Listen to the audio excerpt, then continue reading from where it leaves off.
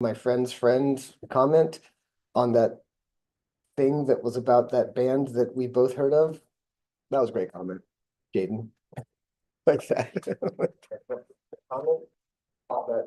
Oh, let's see let's get this Zoom. Okay, the live stream is working. It starts on, of course, some random conversation like normal. That's okay. That's all proper Zoom calls should.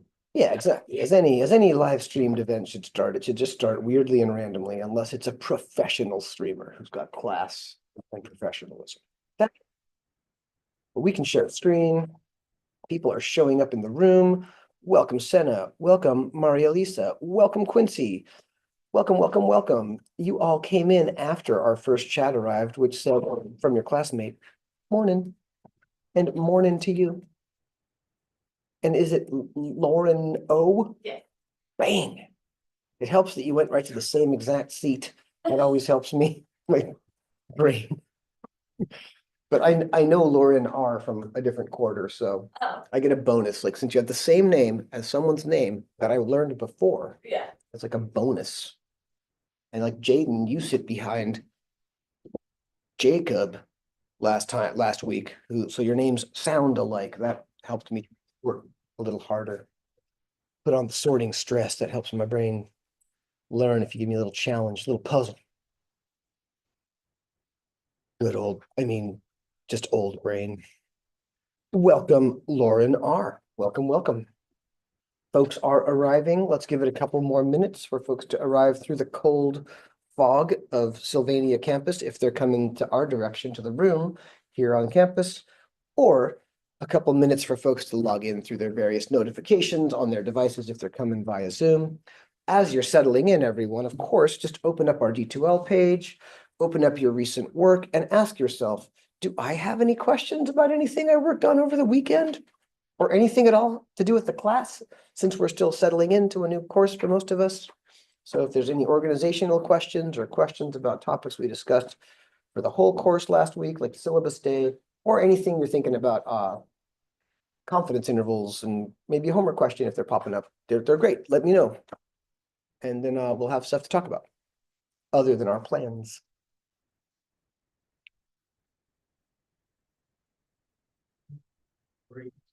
Okay. Corey's on our way. Cool. Thanks for letting me know. That is great. It's always fine to be a little late, especially if it has anything to do with getting here safely. Or just if your alarm didn't work. All sorts of reasons. Yeah, Portland traffic is, well, many of you are too young to remember when it wasn't so terrible. 20 years ago is about when it was not bad. I was totally driving. Yeah, cool. Totally. I was 3, so. You're riding. Get a vibe. You have those memories of flying across the freeways with your parents in the front, caregiver driving, and you're just sitting there. Ooh, we're hauling ass. My child has never known that. He's only 8. He just watches the slow world around him and thinks, Daddy, can you hit repeat on that song on the CD player? And I say, sure, kid. All right, team. One more minute of holding out for lucky people arriving through the darkness and cold or the devices, and then we'll get into it. If you got it, of course, if you have a question from the Zoom room zone, you can always use a mic or drop your question in the chat. In the Sylvania campus room, the traditional, hey, Ralph, I got a question works anytime. And then when we get into stuff, we'd love to talk about them. I'm just right there in between. Do I take off my sweatshirt and get cold, or do I keep it on and be a little bit too hot? We'll just see how it goes. All right, well, 3 minutes passed. That's pretty good. Let's gaze at our plan for the day. It's a pretty relaxing, straightforward plan. And then if there's any questions on your mind, hopefully they'll arise and get asked in our little journey to our plan. I'm heading to the content zone of our class, where our course materials module lives, where our helpful handy dandy schedule abides. Sorry. What's the word I want? Resides. It lives there. That's where our schedule is. Look at that. We've had no terrible weather problems yet. Can I bump that up in view only? You bet. Last week, yeah, we've gotten to beginning our discussion, starting with confidence intervals to estimate proportions in large populations using sample data sets. This week, just a quick a review topic again, just continuing our review with some discussion of hypothesis testing and related topics to hypothesis testing, like errors in hypothesis tests and how we type them out. And then we'll just get a little discussion about what your interview portion of your course project is going to look like. It's a cool discussion that we'll have, I think, just maybe right after the break, to just break up class right in the middle. All right. Did any questions bubble up through your brains into your chatting fingers or your mouth or your front of your head? Yeah, Ryan? I'm sorry to go out of the way. Can you just show us like how to like where the homework would be on the thing? Because like I was trying to look for it and I'm just kind of confused on how to find it on the just like within the like finding the actual problems that we're supposed to do in the textbook. Great question. And do you have a preferred textbook style? The Online version? That's the Yeah, one I usually use as well. It just, if I have two windows open on a device, it's a little easier for me. So let me just, yeah, great question, especially when these okay, let me show you a few things. So let's start at coursework assignments, because that's of course where people naturally go to get started on assignments. I'm just going to gaze at the first one. This is also the most complicated one. So this question will answer it for every other assignment. It's less complicated than this one, but we'll double check that this makes sense to you. Okay, this kind of complicated mess of numbers and in columns, that's always just copied and pasted right out of the homework list. So you can see that's supposed to be a column, like 3 columns right there.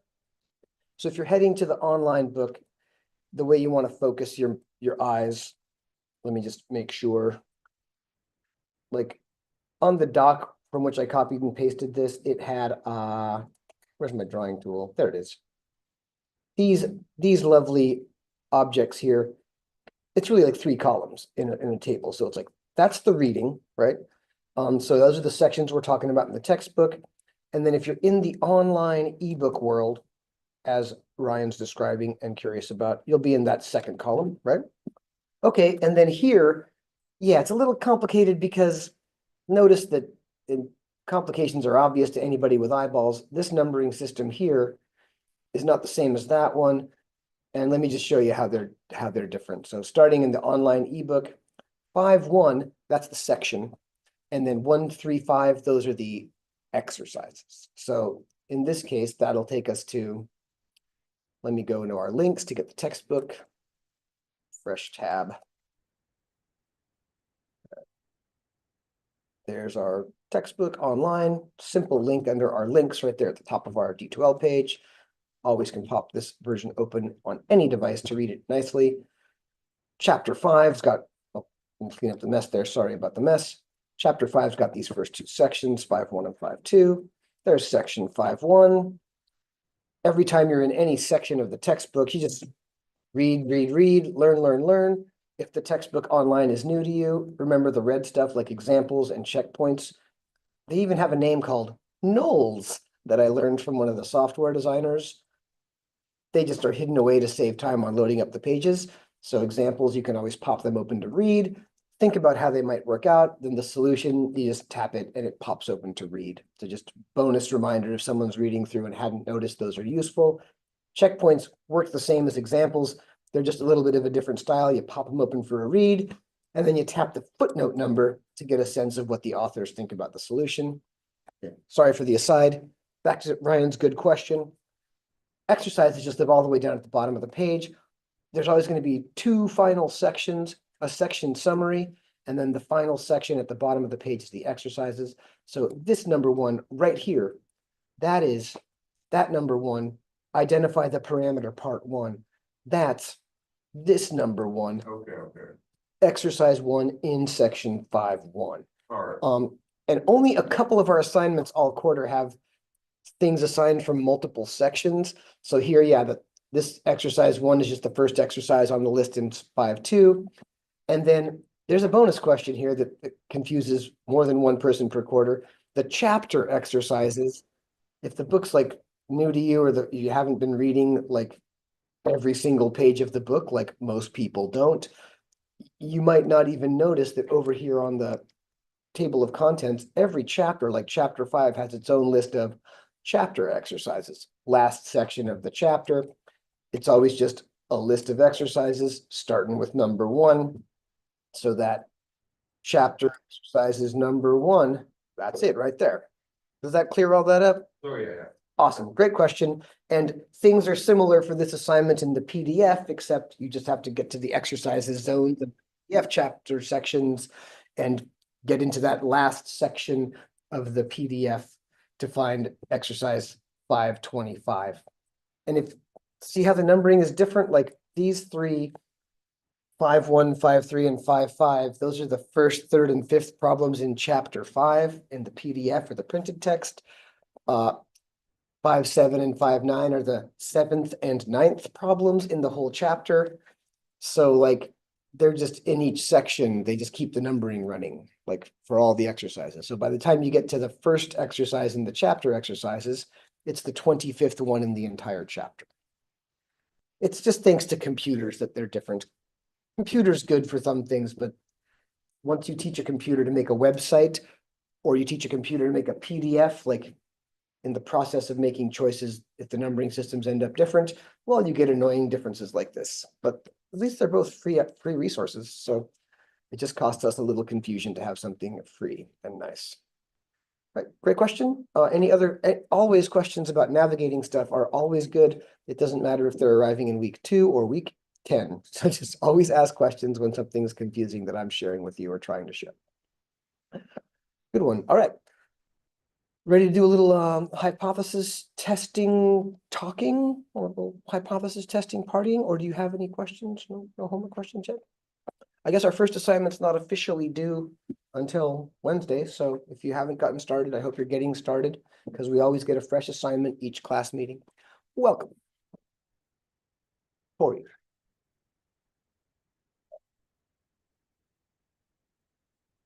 So here we go. Let's go talk some about hypothesis testing. I think we can just go to the class notes just like last time with reviewing confidence intervals. In past quarters, I've often used that same little old data from my ancient classes to set up and discuss hypothesis testing logic. It's always a use, you can approach it in a similar way. We just need a little more complication in the setup. So I'm going to go to our class notes. Good old class notes. Who doesn't just love class notes? I mean, come on, they're notes about class.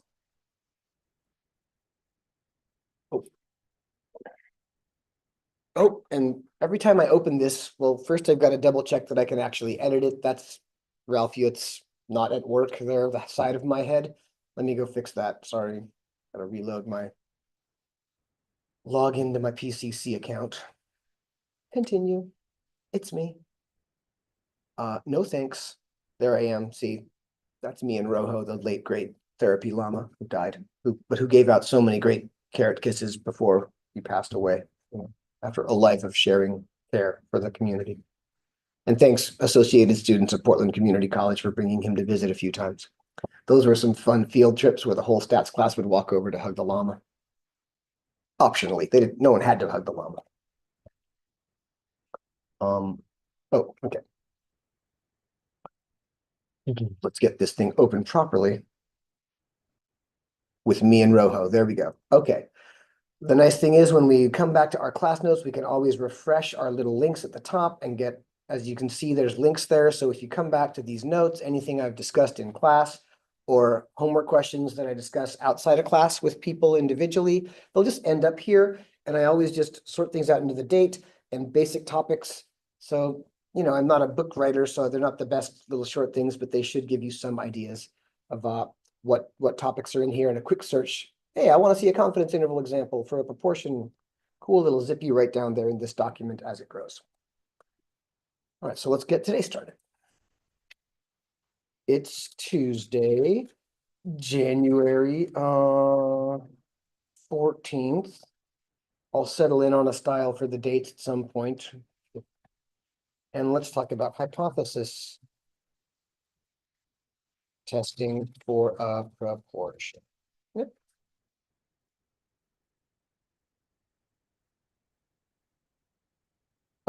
You all have statistical experience in your pasts, either it's with Stats 1 here at Portland Community College or statistical experience in some other educational setting.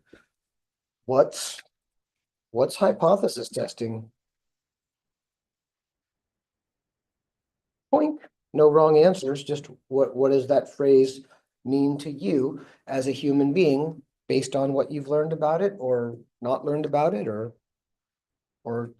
good ideas you've learned, misconceptions you've absorbed. Combinations is what most people get when we learn stuff, right? It's a hypothesis of how a statistic will change. Trying to see your prediction, correct or right, or right or wrong. Okay. Let me just get the last part in my little notes. A way to check if our statistics. I'll just go one statistic from like a sample. Matches our prediction.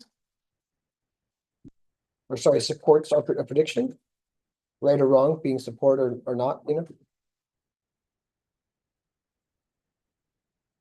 Is that what you're saying, Jaden? In alternate phrasing? Great. Oh, we got a great suggestion from Xavier in the chat. Test if what you think is true or false based on sample. Great. Test if what you think. Oh, I could have copied and pasted, but now I'm typing. Fool. I can still copy and paste. Copy. Paste. Boom. Good idea. Another thoughtful chat coming from Lauren R. A way to check if data found is more than just a random coincidence in a world, in a random world. Okay, good ideas. You're all bringing some good ideas about the idea of hypothesis testing here. Good job. Do those look familiar to folks who just don't have any words leaping to mind? Familiar ideas? Great. Let's go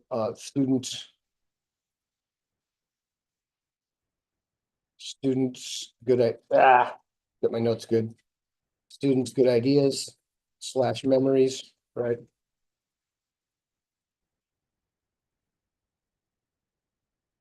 You'll notice if you take notes along with my class notes, it's always annoying. I'm always going to go back into the notes to like add something. But you have the notes, so you don't have to try to keep up with my weird bullets and stuff. Want my little short version? So you really I'll give you my short version and we'll double check how it resonates with your good ideas. For me, a hypothesis test is hypothesis test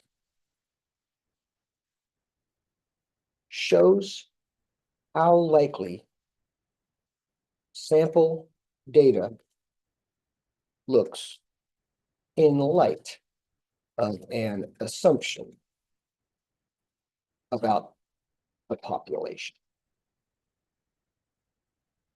Does that resonate with everything else we just said? Just rephrased, really, right? I'm not off base with y'all. I think that supports a prediction from our first idea. That's the same thing as making an assumption. So like if you have a prediction, you can just rephrase that as an assumption or a hypothesis in this world, and you're in that light. Test if what you think is true or false based on the sample. Yeah, and the what you think is that assumption about the population, and the true or false, well, we don't get a solid result there often, but we get a probability. And if the probability is close to 0, then your assumption's likely bad, based at least on your data. And the last comment, check if the data found is more than just a random coincidence. Well, that randomness is how we get the how likely. We come up with a probability. Yeah, so great. Your 3 ideas match up with my idea just right. Let's hypothesis tests have has like 4 steps that we sort of type it out into, especially as we're learning how they work. First, we want to state hypotheses. And they're typed out as null and alternative hypotheses. We'll talk about those in a minute once we have a situation to work with. Next, you want to double check that the conditions for doing the hypothesis test are met. That way that this checking for support or seeing if you've got true or falseness, or even assuming there's randomness working, that all depends on your sample meeting some conditions. So check sample data meets, they're called inference conditions, like, so that we can actually use all the theoretical math. Theories always have like, if this is true, then you can do that. The conditions are the if part. In a hypothesis test, there's of course going to be calculations to do. Well, there's two numbers that statisticians care about. The first is a test statistic. And the second one is the one that everyone cares about, not just statisticians. It's the one that helps us judge the likelihood of our data in light of our assumption. That's called a p-value, probability value. And last, and most important, is, state a meaningful conclusion based on the p-value. And sometimes in comparison to a significance value, a number chosen, or sorry, a significance level, a number chosen to determine, how unlikely is unlikely in the setting. Sometimes based on we'll leave that detail for later. Familiar steps, they'll feel familiar from your stats experience. If I was going to rate these four things in their like relative importance, I guess I'll just use little apostrophes for relative importance.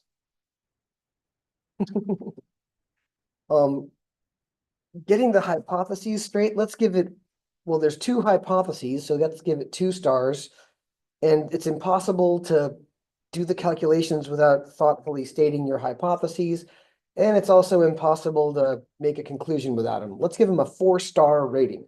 4 stars of goodness for stating null and alternative hypotheses.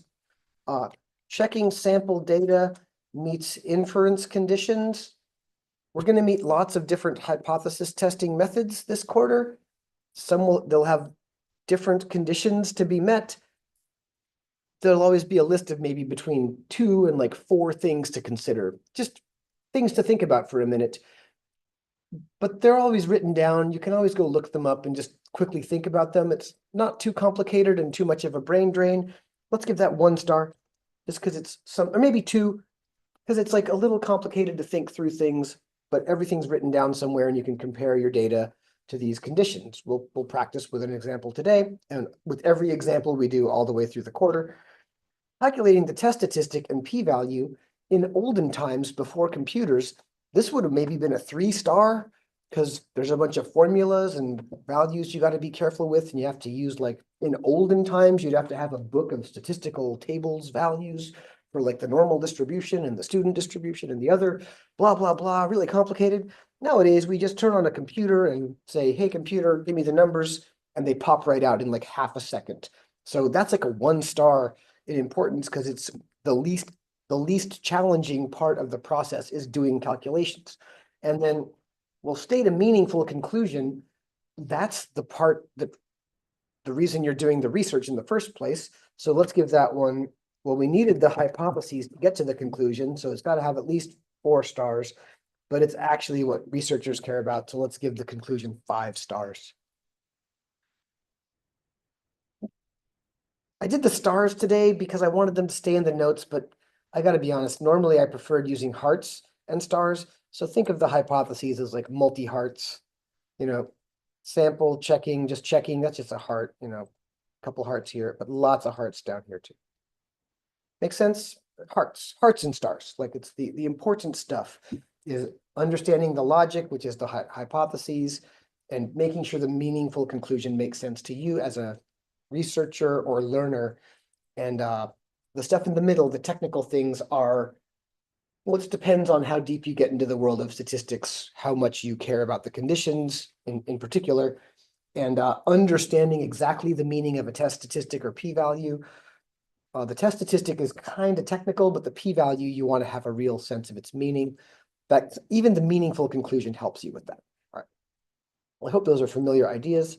Let's look at an example. Little heart. I don't need that heart. I mean, I need a heart. I learned yesterday in Stats 1 class, short aside, you know, do you remember sampling strategies from Stats 1, like simple random sampling? Cluster sampling, where there's groups that look like the population, you can go grab one and have good sample, or what's called stratified sampling, where if there's groups you know about who are different, you might want to randomly choose members from each group to stratify a sample to guarantee representation. Remember, just a little bonus. These come up for like 1 week in Stats 1, so if you don't remember, that's normal. Anyway, talking about it, I asked, hey, what does stratified mean? Just to get people some meanings for the word before we talk about the sampling technique. And we talked about things that are layered, whether it's like economic strata in like a socioeconomic world, from like super wealthy, monstrous dragons all the way down to hardworking poor people, and everyone's stratified in between. Or like strata of rocks in like a canyon or like a river system where there's like limestone and sand and limestone and sand. Or someone said your heart is stratified. The muscles in your heart are in layers, because when your heart has to push and pull blood, there's like two muscle systems on top of each other that like, whoa. So there you go. Now you know your heart is even weirder and cooler than you thought. And it reminds people of sampling techniques if the person is a nerd. I have to look that up now. I have to actually look at a picture of that to figure it out. But, you know, sorry for the aside little, but it never hurts to talk about our hearts or to talk about Stats 1 topics. It's good for us. Okay, let's go back and hypothesis testing for a proportion example. Right? Let me make this a little headline. Where were we? That was heading 2. All right, what's hypothesis testing? Let's make that heading 3. Hypothesis testing for a proportional example. Let's make that a heading 3. That way they'll show up kindly and nicely in our links. Okay, recall from last class. Remember last class? Ralph's old Math 244 success rate data from 2016, I think. I had X equals 48 successful students out of N equals 64 sample students. Remember? And last time we calculated a confidence interval to get an estimation of a reasonable range from my back then pass rate that I'm working to get to be higher. Okay, quick math question. What is that number as a proportion, like a sample proportion, letter P? I can't type the hat right on top, so I just type the hat like it's tipping its hat. Sample proportion P with a hat, that's going to be 48 out of 64. Check out my arithmetic, because I already looked. Is that 3/4? That is, right? 16 times 3 is 48. 16 times 4 is 64. You buy that? Is that 3/4? Are you checking me to help me out, Lauren? Yeah. Thank you. Awesome. Okay, that's 75% or 3/4. Bad pass rate. Should be 100%, Ralph. Bad man. You know, but things happen, so people don't all succeed, but that's too low for me. And also, I think it's too low for another good reason. This is only shortly in my career after I'd begun teaching Math 244 Stats 2 classes. So if I'm looking at that pass rate, like when I looked at this years ago, when I chose this for a class example, you used to be able to quickly look up Portland Community College pass rates for different courses. Like there's just a little a website you could navigate, not too difficult, and say, I want to go to this quarter of that year, and what's the pass rate for that course? So around that same time, I'm not going to say that I got to the exact same group, but the best I could do, the PCC wide, so the population, pass rate for Math 244 was 78%. Or if I'm nerdy, 7,800s typed without a typo. Now, if I was already grouchy that 3/4 is not high enough just as a human being who cares about learning, I should be double grouchy.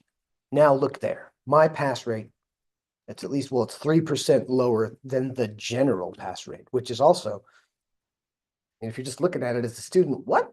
You can't get more than 4/5 of us to succeed in this class? What are you doing, you stats teachers? What's wrong with you? I mean, you should be asking those questions as critical thinkers. I'll put it that way. Is this evidence that Ralph's already too low success rate is still lower than PCC's than let's call it the PCC population success rate? And that's population of Math 244 students. There's a question.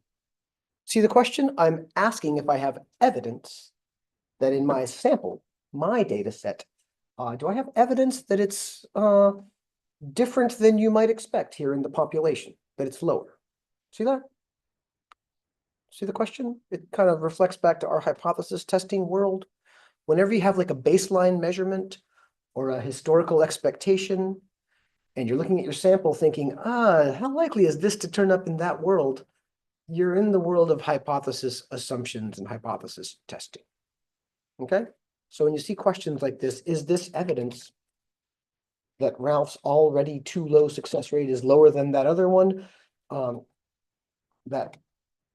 Is this evidence of, usually means, especially in a stats textbook or a stats class, usually means do a hypothesis test to consider how strong any evidence may be.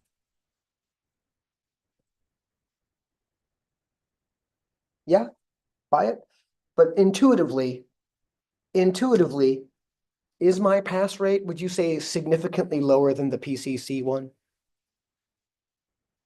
Only head shakes. 3 out of 4 heads were shaking in the classroom. No need to type if you're home. In the Zoom world, we've got overwhelming supermajority in the classroom. Yeah, intuitively, whatever, 75 is just a little lower, right? And 78. To put it in the words of one of our thoughtful student memories about hypothesis testing, that could just be a random coincidence, right? I'm even gonna probably just a random coincidence if I do a little cut and pasting there. Oh. Cool. But it's stats class, so even when intuitively we'd say, yeah, it looks just random, we always just do the hypothesis test, right? And usually the hypothesis test should match our intuition. So stats class, always, always do the HT, short for hypothesis test, result should match, or usually matches our intuition.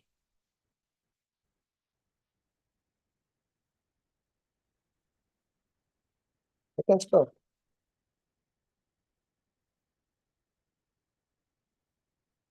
All right. Whoa, cool. Somebody just copied the whole thing. Did I give you powers in here? Did I give you powers to edit this class notes? Can you edit it? Can you type something? Anonymous Quokka? Oh, here's what I've done. Check out what I did. I set up the class notes. Now I remember what I did. Good work. But you can see what happened. One of our classmates is looking at the notes with us, and they just typed something. You'll notice that anything you type becomes a suggestion. So if we don't want it as the editor, I can go, oh, they're just showing me they can type. We don't need that there. Cool.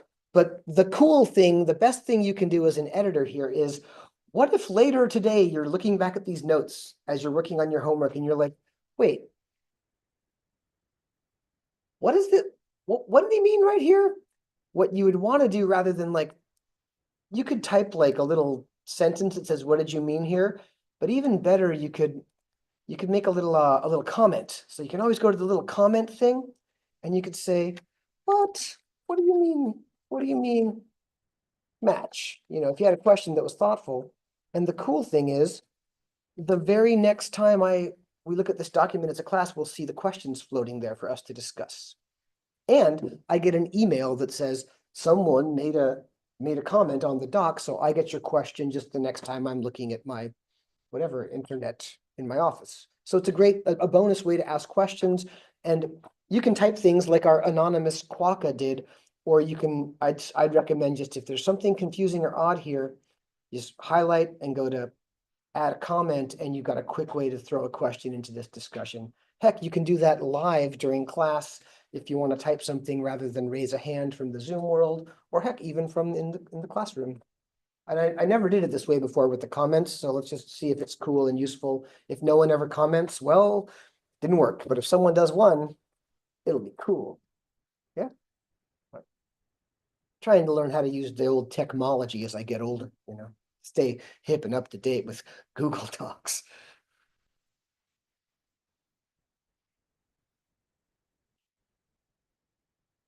Okay, so now let's this is the idea. We have this research question right here. And now that is this evidence, we're going to take this question and try to answer it using a hypothesis test, right? So we're going to walk through all 4 steps of hypothesis testing for a proportion. Hopefully this is review, but ask every single question that comes to mind, make any comment that pops into mind. Understanding and developing what's the word I want? Continuing to develop our understanding of the logic of hypothesis testing, why it makes sense to people it makes sense to. That's like the big course goal, because in Stats 1, most people just don't get enough time to get a solid grasp on what a p-value means, how we sort out these hypotheses in different situations, and why we're bothering to do this ever.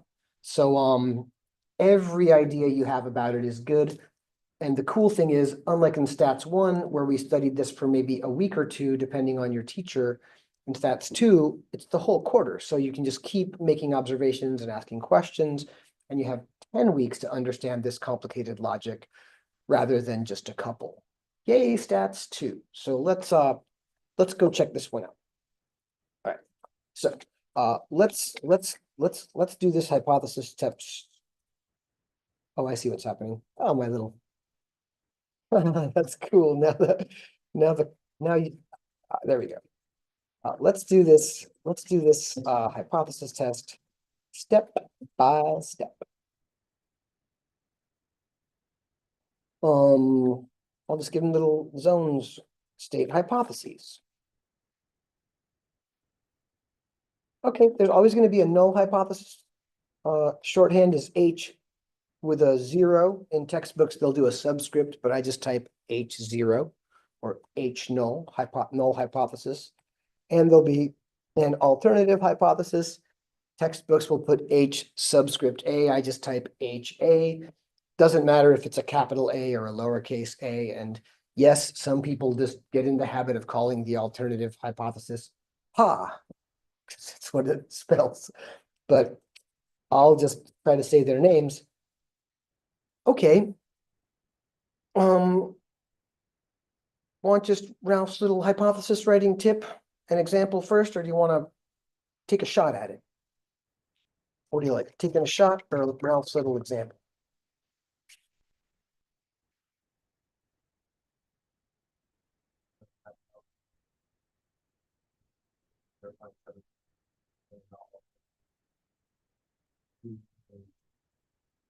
Great. Or less. Great question. Well, great beginning. So if you're doing those in the order, right? You said with the hypothesis, you meant the first one, right? The null Yeah. be P equals 7800ths. Yeah? Yes, that's the null hypothesis, totally. That came from the back of the room, folks out there in the Zoom world, so you might not have heard exactly what they said. And then you said, and for the alternative, would it be P is greater than or less than 7800ths?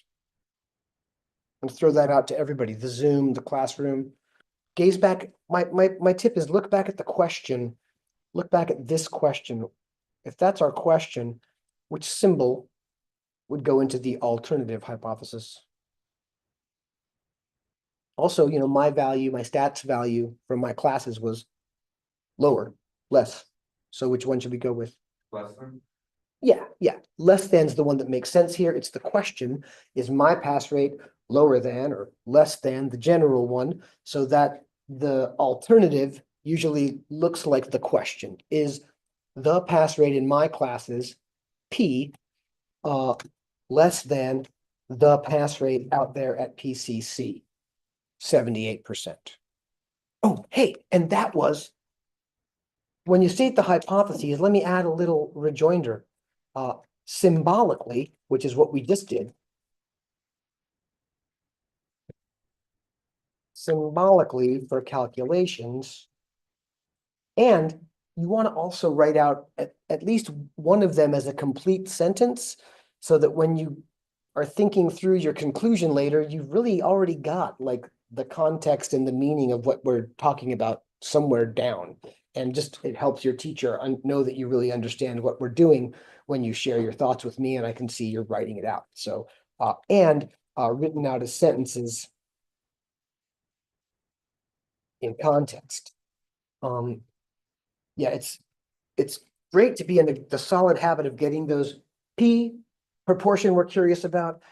Let's test if it's equal to 78% or lower than that. Split those into the null and alternative. But then also like this means proportion of Ralph's math 244 students who succeed. So like that'd be all my students, not just in my sample P, is just like the PCC proportion. 7800ths. See that? Just in English, written in my own style, maybe a little wordy because I'm kind of read the comic books I read, or some of them were written by Alan Moore, and he is wordy. But in any case, and alternatively, Ralph's proportion is lower than PCC's proportion. And if I want to stick with the letters, my proportion is the P, and PCC's proportion is the number, 7800ths, right? Bonus hypothesis sorting tips, if you like. A reminder is, if you're gonna pick a number, it's always going to be the equality in the null hypothesis and an inequality in the alternative, just how it always works out for the logic. Bonus tips.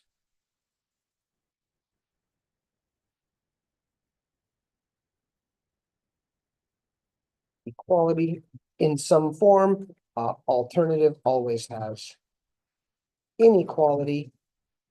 And the other bonus tip is no sample data values show up in the hypotheses. We're making an assumption about the larger population. You'll never use your sample statistics in your hypotheses. No sample statistics ever show up here. Assumption is about the larger population. Are bells ringing, memories sparking, hypothesis testing wise? This is mellow, I'm hoping, for most. And you can see the hypothesis testing, stating the hypotheses, that's a big chunk of our notes because the idea is crucially important. This is a 4-star, like something we really want to get good at, whether we're in class, like as learners doing statistics and doing hypothesis tests, or like, I don't know, if you're a psychologist 10 years from now and you're reading a research article, like maybe you're even like in grad school doing a master's or a doctoral degree in psychology or psychiatry, and you're reading research articles, they'll often, the way they describe hypothesis testing is incredible shorthand. It's like left to the article reader to understand what their assumption might have been, because people get so confident in research settings that they assume you have these sort of analytical tools at your beck and call.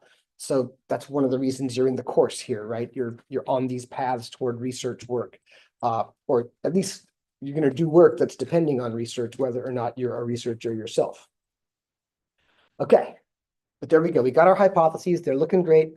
Let's just put them in, I don't know, let's make them bold so that they just jump off the page. Hypotheses, they're just going to be bold so I can find them fast. I'm not trying to yell them, just want to find them quickly. Next one, check the conditions for inference.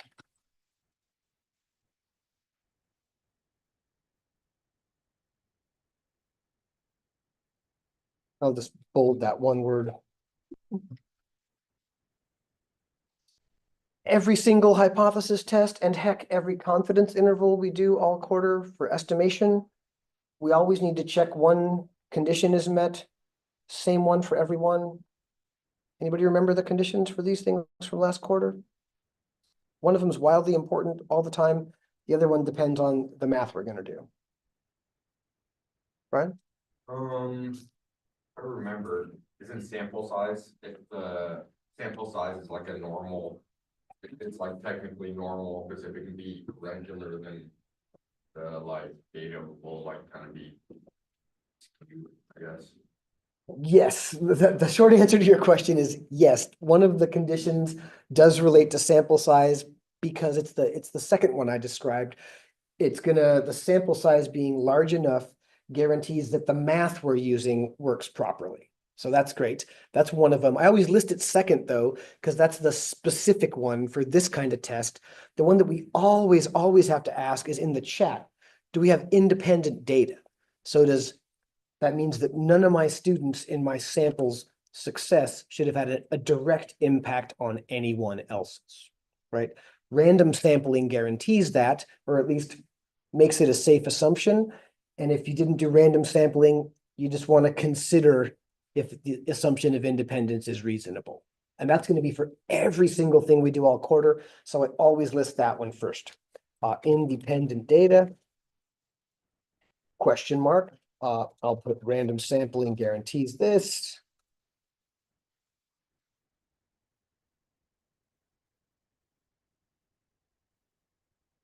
Do I have a random sample? Heck no, it's a convenience sample. Not here, not this sample, not this convenience sample, sadly. But so if you don't have random sampling, we just consider, does one student's success in, say, this course, this quarter, does someone else's success have a direct impact on yours? As far as getting an A, B, C, or P for your grade? Like a direct impact, like if they get an A, you're going to get an A. No, I mean, you can work together and learn together. That's not a direct causational effect. That's like, we're a team and that's cool. I want everyone to succeed together, but none of your, like if someone has a whatever work, family, or life crisis that draws them out of the class and they don't end up succeeding, I mean, we'll be concerned for them as a human being, though it wouldn't have a direct impact on someone else's success, right? As a class member, you'd hope. Unless they need to go support that person personally, because that's kind of random. See what I mean? So yeah, safe to assume no one student's success has a direct impact on any others, right?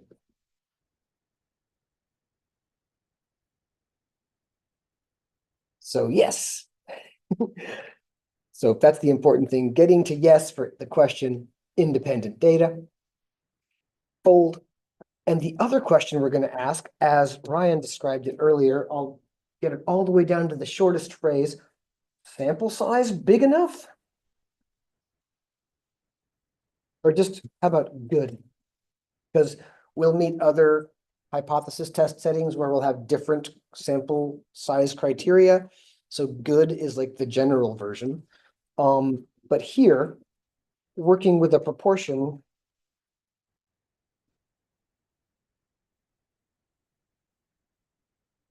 our math depends on expecting at least 10 so-called successes and failures based on our null hypothesis. Okay. We need to expect at least 10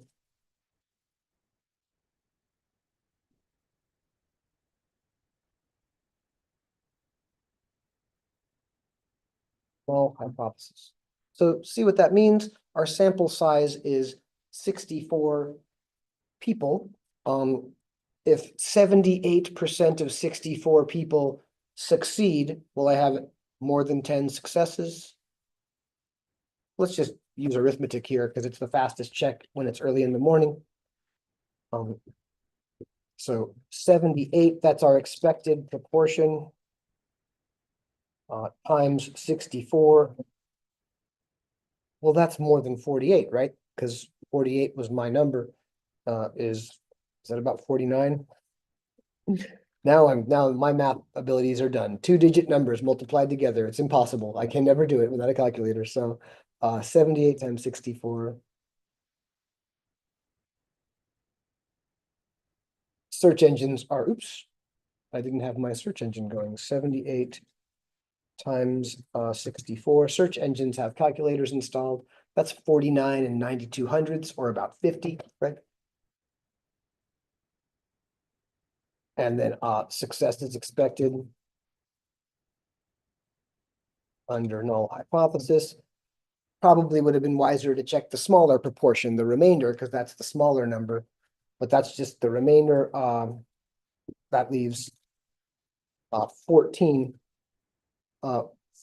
fails for, yeah, successes and failures. Yeah, failures expected as well. Both are bigger than 10. So yes, see that? We just double check quickly that we're going to expect 10 or more so-called successes and so-called failures. Although in this case, they actually are academic successes, the way we describe success in a college with grades, and academic failures, the way at least grades describe that, a D, F, or NP for no pass.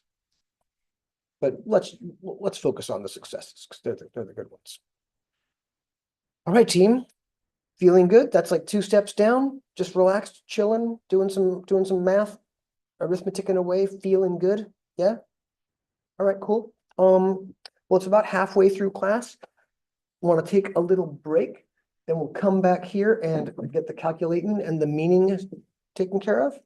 And we'll get a vibe for how much detail people want to, remember our discussion last week about gazing upon the engine, using all the formulas and doing things by hand. I'd love to walk through this process by hand this time, just to get us back into this world with no pressure on you to use those formulas. And then I'll also, of course, I'll show you one technology path to getting these done quickly and accurately to double check that, and to give you a tool that'll work quickly along with any other tools you've already got. All right, break time. Let's come back here at 4 minutes past the hour.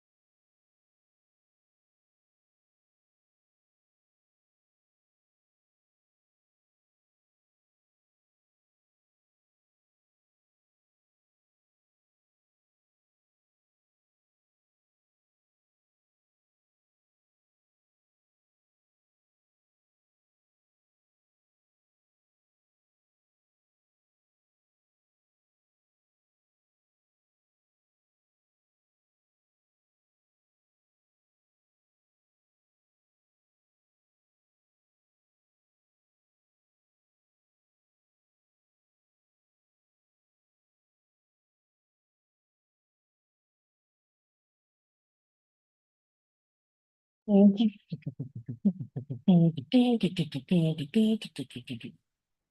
still have 2 minutes of break. I'm just jamming, chilling.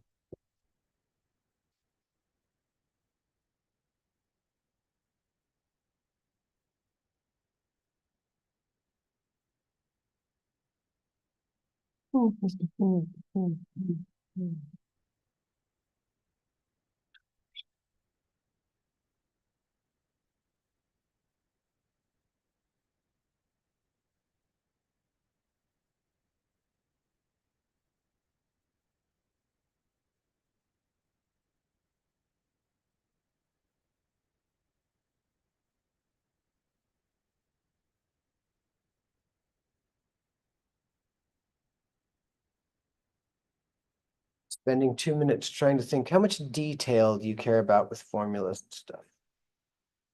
Today, this morning, how much do you like detail wise? Medium? If I just work through it without talking too much, that should be medium. I just do the steps without talking too much, share the formulas as I go. Yeah? And then if people have questions about those details, that'll add detail to it. Sound good? I'll just work through it by hand and then we'll double check with technology. Without a, since I barely ever do things by hand, because I like technology, I like to go fast, but it's good to slow down. So yeah, we'll just work through it with the formula. Not a lot of complications here for that. All right. Oh, about a minute remaining of our wonderful break.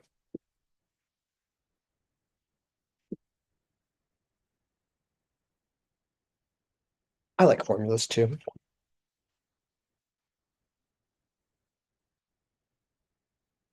There was a fun math puzzle on the math department / social science department whiteboard this quarter. If people want to hear about it, just let me know after class.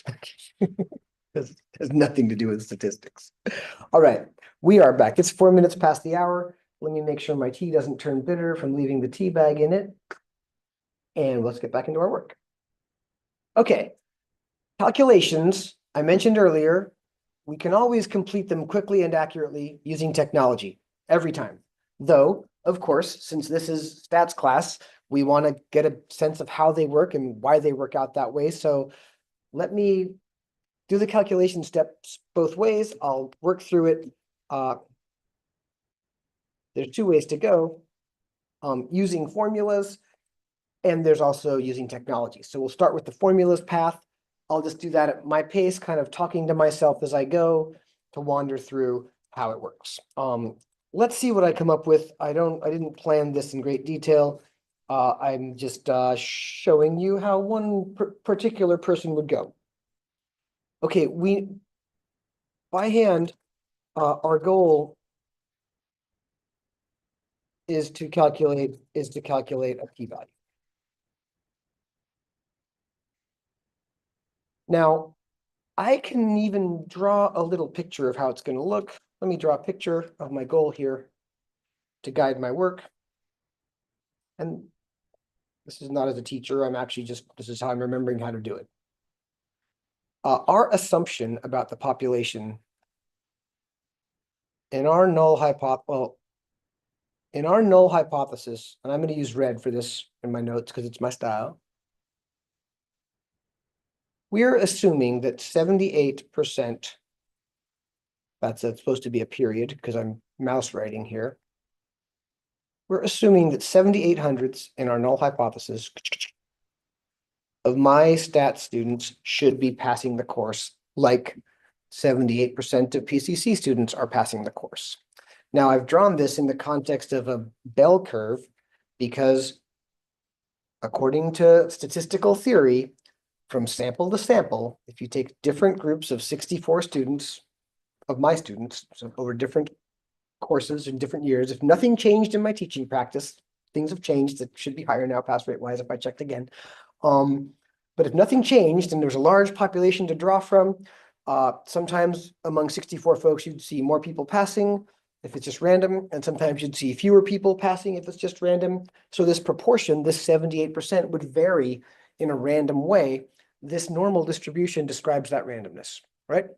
Now, my data set was about 75%. Oh, wait, also, there's got to be a standard deviation here, right? That's the first thing I'm going to calculate, the standard deviation of how I would expect pass rates to vary from sample to sample if they match PCCs among groups of 64 students. That's it. It's called standard error. So first thing to calculate is called standard error, and it's got a lovely formula that I'm going to write down off to the side in my notes, right here. Standard error for varying sample proportions from group to group, it equals, you take your population proportion, or in the case of a hypothesis test, your assumed population proportion. You multiply it by the remaining proportion of the population. So subtract away your assumed proportion from 1. That's just a multiplication right there. You divide that product by your sample size. Sorry, mouse writing is kind of bad sometimes. And you take the square root of that entire thing. That is the formula. That's my drawing that I don't want to lose for this note, these notes. So I'm going to take a snip of it right now. Wow. Oh, wait. Hold on, escape. Hold on, wait, slow down. Ah, not that. Hold on. Computer, work with me. Be my computer friend. Yeah, down there. All right, good.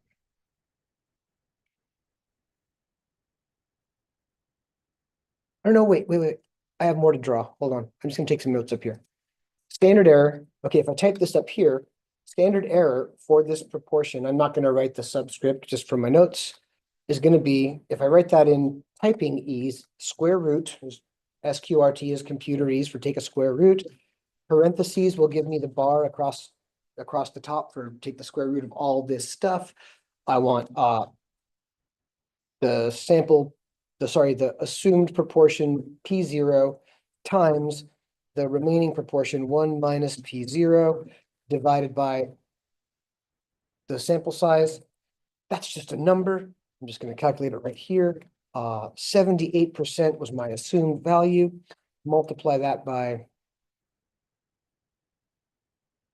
22 is the remainder, right? 22%. If I'm tired, I just would type 1 minus 78 if I needed more tired, and divide that through by 64, the sample size. Add some spaces for readability. Oh, and look what I put that all in parentheses because I want to take the square root of that entire calculation. Luckily, the order of operations works perfectly. If you dump that typed stuff into any calculator or computer, it's going to give you back the correct value. So I can copy that, dump it into a search engine, and I get back this number right here. It's a tiny bit more than 5%. Copy that for my notes. And I've got my calculation right there. And I'm going to round that off. 0052, just to round it off to the nearest, I don't know, give me some accuracy beyond that, the percentage. Okay, cool. And now I can in my notes, I can get that's why I didn't get my snip before. I want my picture to have that number right there. That is about, I mean, it's not a perfectly symmetric curve that I drew, but that's about oh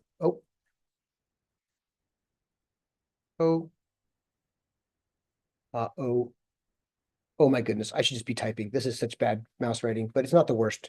It's notes, right? It's notes. They're notes. Yeah, legible. That's my standard error. And so now I know that in this variation world, heck, my 75%, it's just like, if that's supposed to be a little tiny bit more than 5%, that standard error, my 75% should be right about there, right? So there's my 75%. That's a pretty good looking little decimal point. It's so little, but I can read it. And that is my sample proportion, P with a hat on top, when I write it in notes like that. And the cool thing about the hypothesis test is the calculation's goal, the formula for that standard error is, the idea is that now, using this model, I can find, and I like green for area just because of historical pen availability, I can find this area right here. And that area is my p-value. That's the calculation result that tells me how likely it is to be as low as our sample proportion or lower in a random world where we were expecting the PCC proportion, right? It checks our predictions likely, checks our samples likelihood in light of our assumption. We get to see how true or false our sample, or sorry, how true or false our assumption might feel in light of our sample data, kind of. All right, that's the whole drawing. So I'm going to snip that now. It's snipping time. Bonus tip for you all.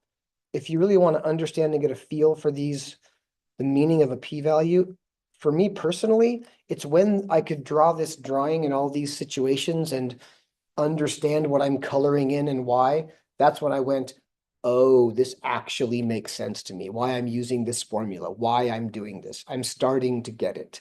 So if you're like a visual person, I would recommend, even if you love typing to save time in your notes and your work, having a pad of paper there to draw things out, get a feeling for how these things work, it can be valuable depending on your learning style. Right. So with standard error calculated,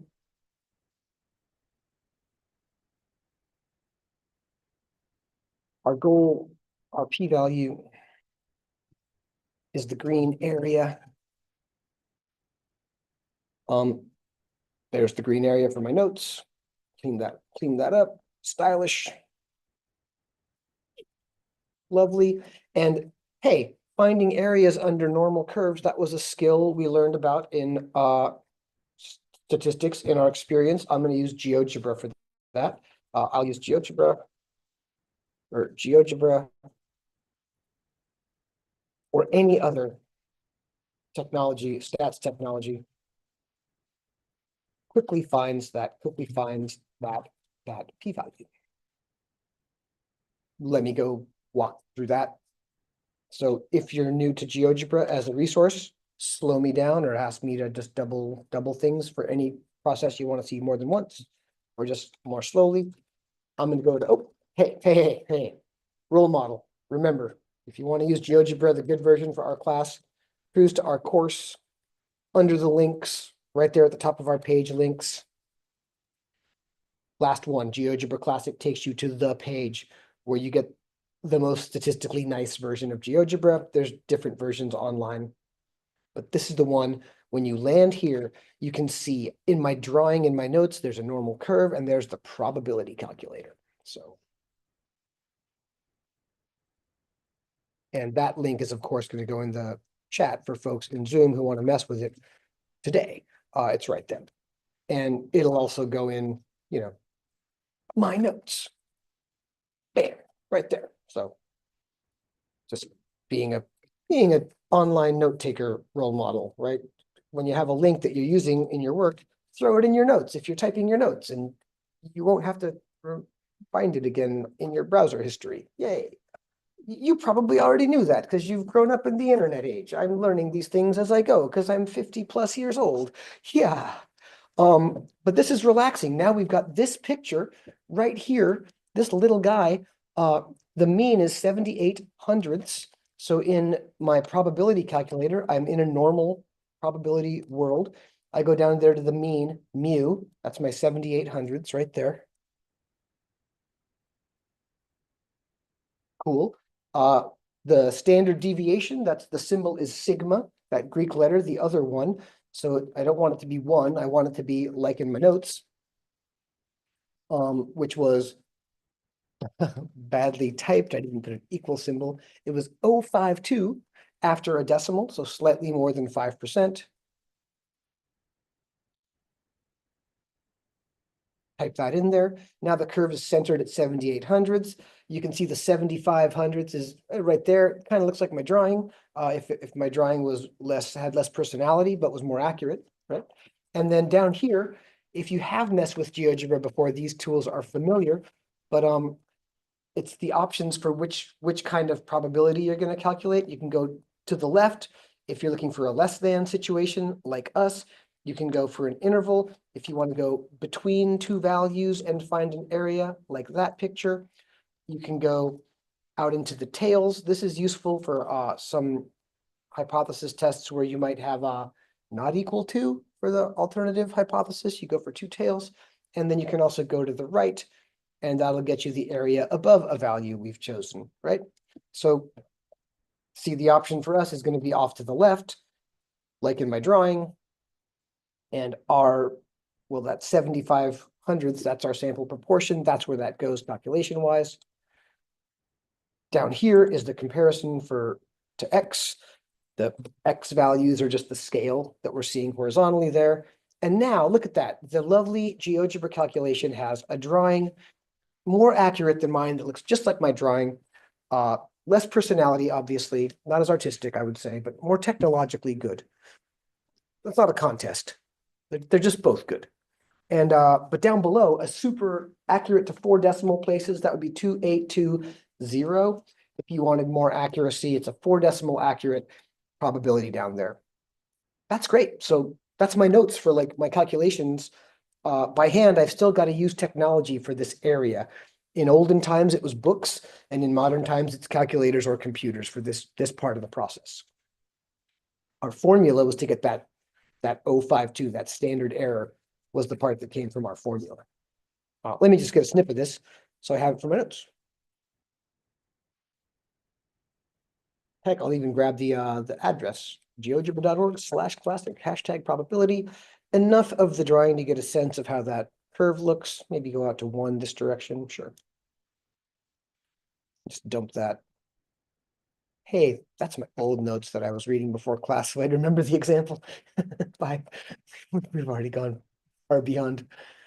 And that can just go here, shrink it down so it's, hopefully legible to folks who look at these notes later if they want a reminder. Well, for me, I'm just going to go back to my big screen. It's pretty small.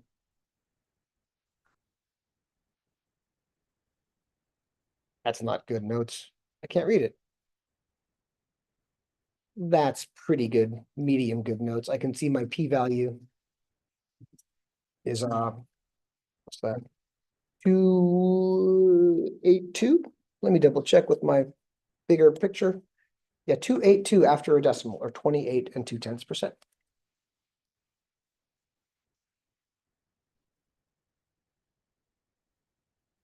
Ta-da! Calculations. And see, the crucial step there was the most crucial part for our formula world is getting that standard error is the crucial step. And then the following step is that p-value calculation. Let me make those two things bold. Standard error was the one that needs a formula. P-value needs knowledge of which distribution to use and how to get that calculation done. Yeah, Jake. Are we going to be using GeoGebra for this calculation, or are we going to do like the Z-score thing ourselves? The Z-score. That's the test statistic. I forgot about that step because I didn't need to do it to get the p-value. The Z-score is a special number. Good question. There's a Z-score that in textbooks they'll often calculate in this process. That's because of olden times.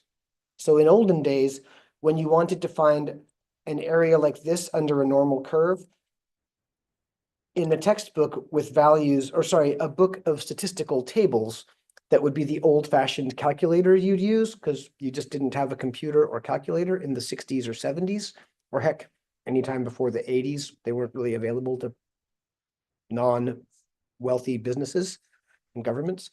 You'd have to standardize things to get a Z-score to find this area. Nowadays, you don't have to. So I don't even do that step, though it's worth asking about because there is a formula and statisticians sometimes do care about the test statistic. So let me show you how that works. Good question. And the other part of your question is, no, you never have to bother with the z-score. No, you don't even have to do all the calculations I just did to get these quickly calculated. I'll show you, we'll double check my work in a minute for that. We can also calculate the test statistic. It's just a little calculation. You just go, it's a number z, because it comes out of a normal distribution with standard deviation 1 centered at mean 0. So just like the standardized normal curve. And the way you calculate it is you take your sample statistic, you subtract your assumed value, and you divide that through by the standard error. So for us, that's going to be our sample proportion p with a hat, subtract away our assumed proportion p0, divide through by our standard error. Yeah. Short, quick calculation. Never forget the parentheses in typing fractions like that, because if you want to copy and paste them to get them calculated, you need those parentheses in every computer or calculator for the order of operations to work. You got to do the difference before the division. Okay, so just plug in the numbers. That's 75 hundredths. That's my calculation. Subtract, or sorry, my sample data. Subtract away our assumed 78 hundredths. Then divide the difference by 64. That's a number. Copy it. Oh, I'll just go to the calculator right here. Paste it. Go.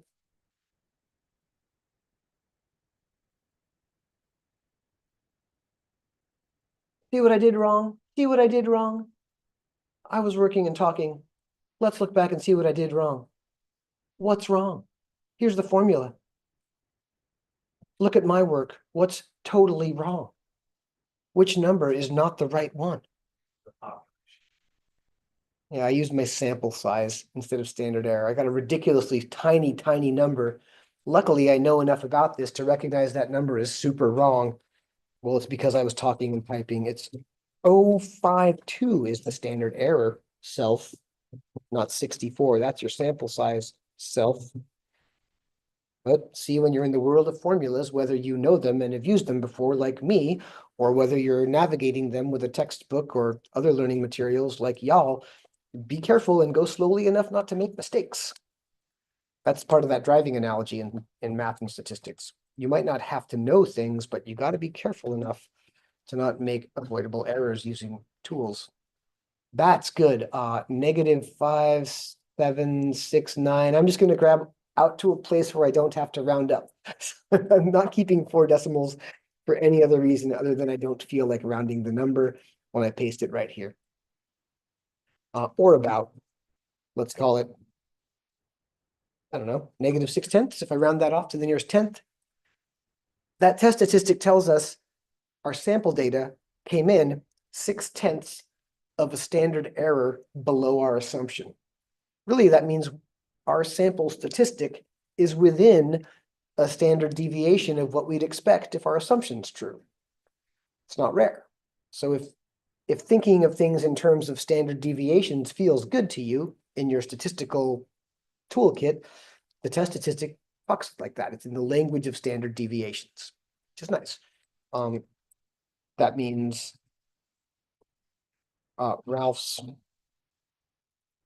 P hat sample proportion of 75 hundredths is within 1 standard deviation of how proportions should vary under our null hypothesis. Yeah. Sorry, 1 standard error, standard deviation, standard error. They're interchangeable language-wise because standard error is an estimation of the standard deviation. Because we're making an assumption here. So, you know, not unlikely. Cool, and that's reflected in the p-value, 28 2/10%. That is not unlikely. You know, if got a more than 1 in 4 chance of something happening, it's going to happen one of the next few times the event occurs, right? Just maybe not the first one, maybe not even the 4th one, but within 10, you're going to probably see a yeah. occurrences, right? Make sense calculations wise? Like that's all the details of the calculations that I can think of. Again, the z-score more useful for calculations in olden times, because you would then take this number, this negative 0.5769, like in an old stats class with old time technology, you'd go to your table of values where this is always set to 0 mean in the normal distribution. It's always 1 standard deviation. The table of values only gives you areas off to the left. Luckily, that's what we want. So we could just plug in our number and look there, there's our 28.2% in the standardized normal curve. So that's actually how it looks in the back of some stats books still today, like ours, because so many stats teachers are still more anachronistic and conservative than me. Conservative with a small c, just meaning something's working for me and I don't feel like changing, like the normal non-harmful version of being conservative that people who just, haven't adapted to new technology normally have. We're also called Luddites. But great question. Okay, now, so that was the full formulas tour of how this calculation works. It's a lot, right? So the by hand version, remember, this is the technical version for those of you who do get something out of thinking about how this works in detail with the numbers, with the technical picture. It's all there. And we will always be happy to do more examples that way when necessary, or explain stuff in more depth when you ask, as long as we don't go beyond my depth, at which point I'll say, hey, great question that I can't answer. You're ready for 300 level statistics classes at Portland State University, because there's stuff I can't do, but I'll do what I can. But for us, we also want to just go back and check these calculations that I didn't mess up, using technology for the quick, accurate calculation, hopping in a car, turning on the key, getting the test statistic and the p-value in 0 seconds. Sound good? So down here, that was our level. Using technology, we can quickly calculate test statistic for any statisticians who are interested in how rare something feels in terms of standard deviations, and p-value for those of us who are going to make a conclusion. For us right now, we're just double checking my results, but it works like this. I'm going to just go over to GeoGebra. Oh.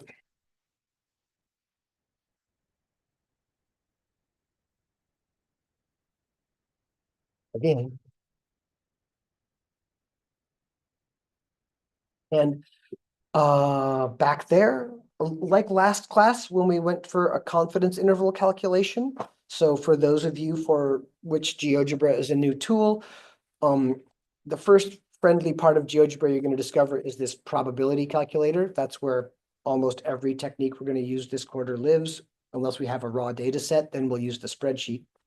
But then when you want to do direct calculations for either confidence intervals or hypothesis tests, go to the statistics side of the calculator here. So that top tab, got to go statistics, yeah? And here, you want to make sure to choose the correct routine. We are doing a hypothesis test, but we are not talking about a mean as described on the menu, or symbolically mu is population mean. That's not us. We made our assumption about a proportion. So just pop that menu open. And lo and behold, on the list of tests, we've got a test, Z being the letter we use for the test statistic, a Z test of a proportion. Rather descriptive. When we select it, lo and behold, there's the correct format for our null hypothesis symbolically. That's the real value of those symbols is they match what technology is doing. And of course, they match the formulas as well. So whichever way you're going, those symbolic hypotheses are crucial. We just type in our population proportion assumed in the null hypothesis, double check that our alternative hypothesis symbol matches our notes. Less than's the pre-selection, but you can switch over to greater than or not equal to as needed. We need raw numbers for our sample data, and I remember them from talking about them for nearly 4 hours. It's 48 successes out of 64 people from my ancient stats 2 classes years ago. And down below, there's our results. They're just slightly different than mine because in my process, I rounded off the standard error, so there's a little bit of rounding difference there in the calculations where they hold on to much more decimal accuracy. No big deal. It's still just a little bit more than 28% for the p-value. And well, let me compare to my 5769 I got for the, 57 rounds up to negative 5800ths or negative 6/10. Same on any scale I care about, same test statistic. And if I wanted more accuracy, I could have not rounded off my number. Yeah, chill. Took 1 second, right? No picture, no picture of the model, no picture of the area, no idea what the p-value means other than it's a number on a screen, right? So that's the thing. It's like when we do this work, we want to slow it down to whatever speed and process it however we need to make sense of it. The more this number, the p-value is meaningful to us, the more we're learning and understanding hypothesis testing, and the happier our business program, our psychology program, or any other program that likes research techniques will be with our level of statistical literacy, the more meaningful it becomes. So whatever tools you need or questions you need to ask to make this stuff meaningful, use and ask, and I'll do my best to support you. All right. But here's for my notes, just a quick little photo, clickety-clack, of my calculations. And bam, bang, bap, bong, zip, not that big, that big. Yeah, that's pretty good. All right, team. Let's go look at the main thing. Check conditions.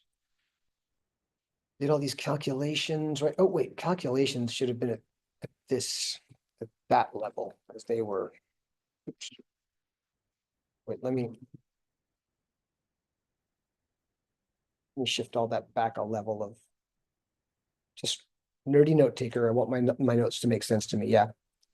Hypotheses, conditions, calculations. Last step is just make a thoughtful conclusion that says what our sample data says about our assumption, right?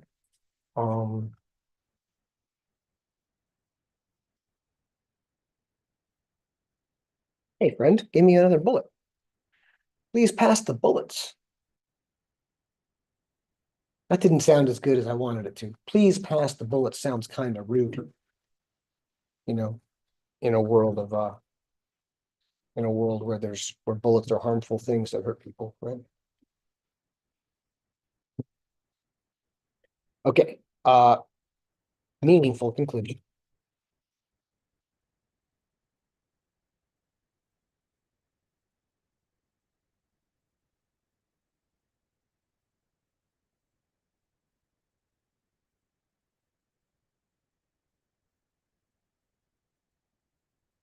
A 15 minutes class. Want just a Ralph version to go fast so we can talk about the other topic? We want to practice. Let's practice next class. We'll practice all quarter. We'll practice.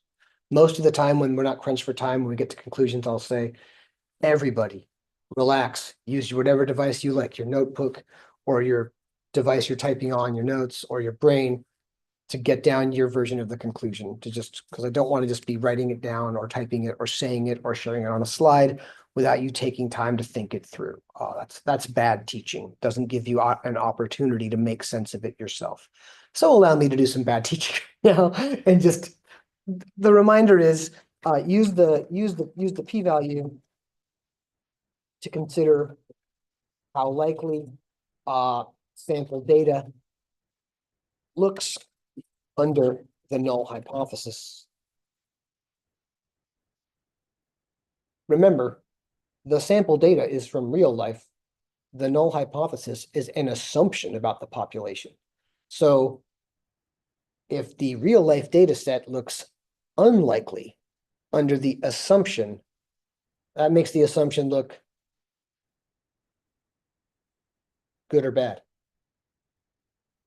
If you make an assumption about the world, then what you see next is unlikely.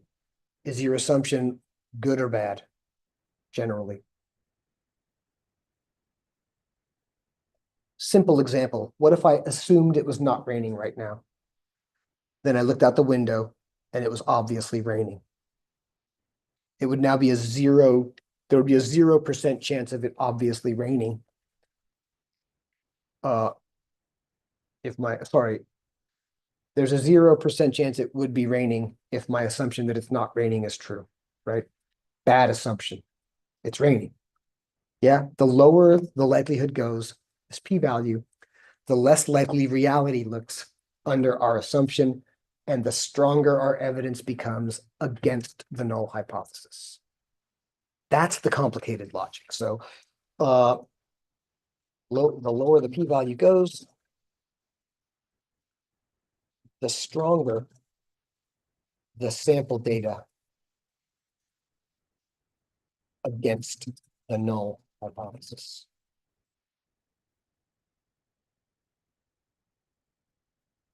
Now, logically, unfortunately,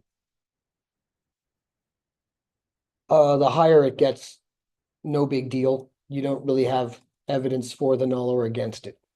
Just things have happened. Maybe your assumption was true, or maybe it was just random in the universe. Annoying. So the higher the p-value gets, let's just put it this way, the weaker the evidence against the null hypothesis. Never evidence for it.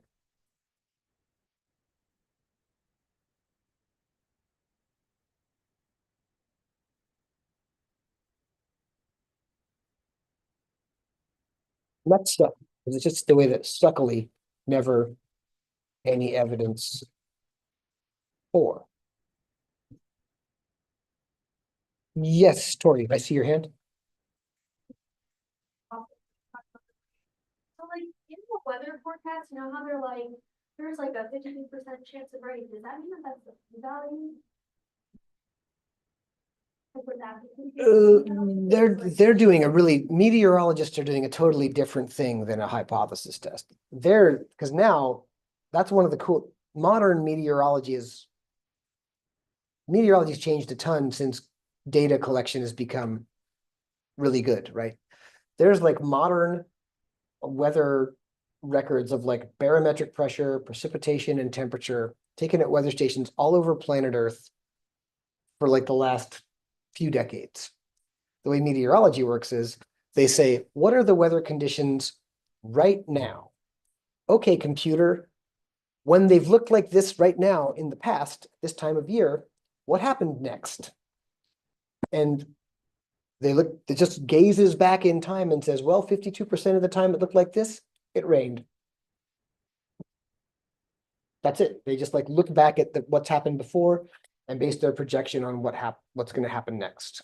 It's accurate for predictions of what's going to happen like today and tomorrow, because it's pretty common that the weather is going to be the same for about a 24 to 48 hour period as we've historically seen. That's why weather forecasts get really undependable when you go out just about a week, because that's about how long it takes for, the conditions like barometric pressure and the wind and the temperature to just shift randomly with the Earth's weather shifts. So it's not a hypothesis test. No, it's empirical probability using a huge data set. Yeah, great question though. Great question. I don't think. Yeah. So, and you can see how my little example about the rain, my little assumption, that hypothesis was stupid, right? Why would I do that? I would just look out the window if I want to know it's raining. So there's situations where making a null hypothesis is just a ridiculously dumb idea. That was just the first dumb idea I thought of as an example. Should have thought of a good example. More bad teaching. This is going really badly today. I've blown it. I've wrecked it. Well, but okay. So okay, we're here at the conclusion. The basic idea here is here our p-value is 28% about 28%. not unlikely. So if I want to say this in English, that's not unlikely. So that's pretty high. You know, more than 1 in 4 chance, that's pretty high. Pretty high likelihood, all things being equal. That's no evidence against our null. Or very, very weak evidence against the null hypothesis, close enough to be none. No evidence against the null hypothesis. I just want to translate that back into the language that we're talking about, the context. So I'd say, we don't have evidence that Ralph's math 244 pass rate, or sorry, success rate, right?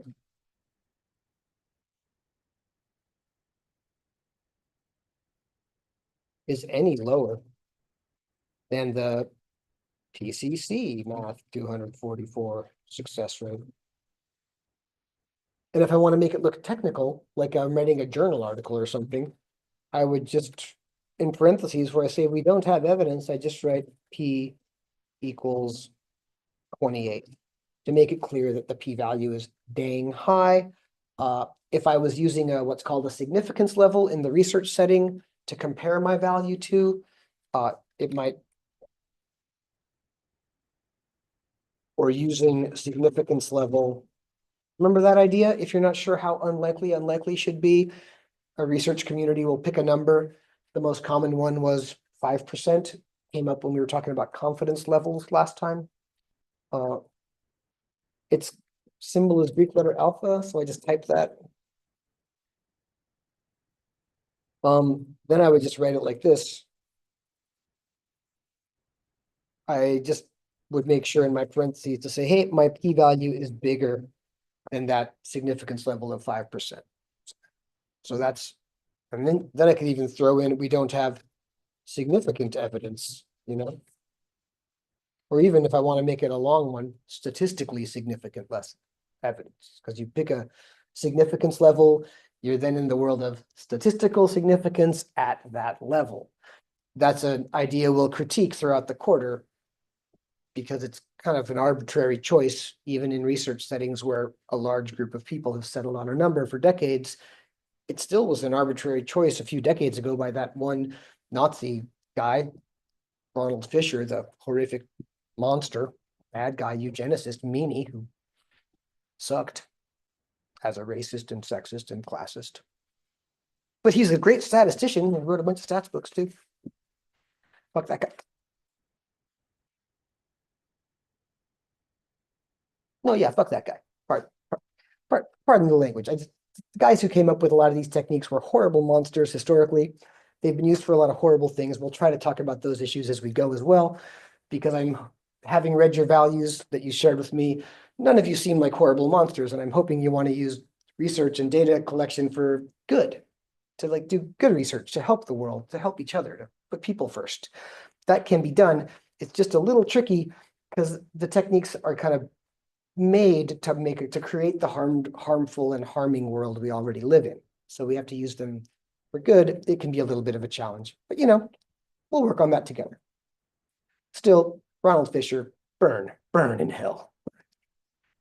Because you're a monster, horrible man. Just read about his visit to the United Nations. Look at him, he's bad.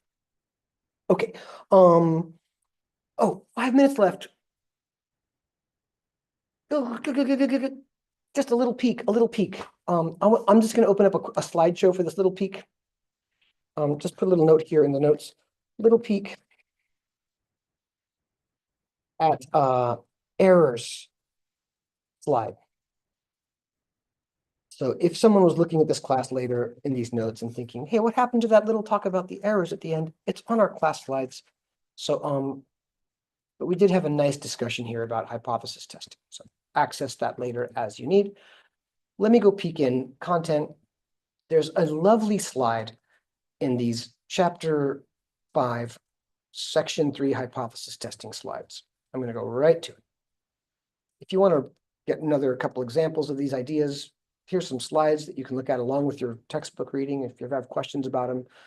Those are fair game too. We'll use these slides for all the new sections. Now that we're done with review, so from now on, we're going to start with slides rather than me typing stuff up.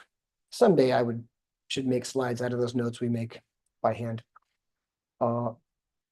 Check this out. Okay. The annoying thing is, as soon as statisticians teach you, okay, we've got this analytical method of figuring out how likely our sample data looks under an assumption we've made about our population. The next thing, when you turn the page in a stats textbook or any sort of stats learning situation, traditionally, is they say, oh, well, what if we're wrong? Because the very graph that I drew to calculate my standard error, it's a graph of how you expect things to vary randomly in the world, right?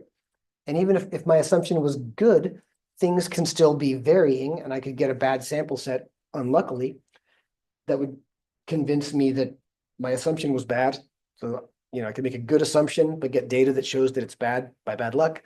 Or if I've made a bad assumption about the population, I could unluckily get a data set that doesn't convince me it's bad. Bad things can happen just by bad luck. So the idea here is just quick note. There's two ways things can go correct in hypothesis testing. You make a true assumption about the population, so your null hypothesis is true, and you don't reject it. Your sample data brings back a nice high p-value, no evidence against the null. Let's just let that assumption lie. It's cool. Or if you made welcome, have a seat, settle in. If your null hypothesis is wrong about the population, your alternative is true. You've got evidence of something changing and something dynamic happening, and your evidence leads you to reject the null hypothesis. Woohoo! Great, good. And then, of course, there's two ways it can go wrong. Just to remind you, a type 1 error, that's when you've made a true assumption about the population. So the way I think about this is you've got a good assumption, but oh no, you've rejected it, and that's bad. So good assumption, something bad happened. One bad thing, a type 1 error. Make sense? Type 1 error. And then the other one, a type 2 error. Well, if your alternative hypothesis is true, just to add to the notes a little tiny mini phrase, that is, your null hypothesis is false, right? So you've got a bad assumption about the population.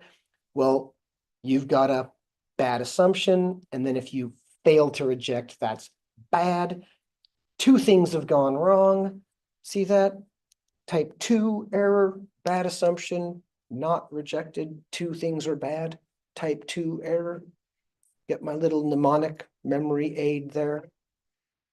I taught for years before I thought of that. That wasn't in a stats book. That's just me making that up to help my memory. But it's helped me. I never got them confused after that. Do you want to get a little quiz point, or do you want to just save it for next class and have your time? Don't care? Well, then it's up to you. If the quiz is I'll roll the quiz, and if you have to get out of here because you have to run out of here and come back and look at the end of our YouTube video to make sure to get your quiz point. So run off if you need to run off. But if you have a little bit of time, let's do a little quiz, and that way you'll have a point for all your hard work today, listening to me make mistakes about hypothesis testing. Wait a minute. No, I made just a couple of small mistakes. Okay. Hypothesis testing, let's do that one. We'll save the error types quiz for like a little review next time. Quiz details, always boring. Start the quiz every time. Hypothesis test calculations produce a test statistic and a p-value.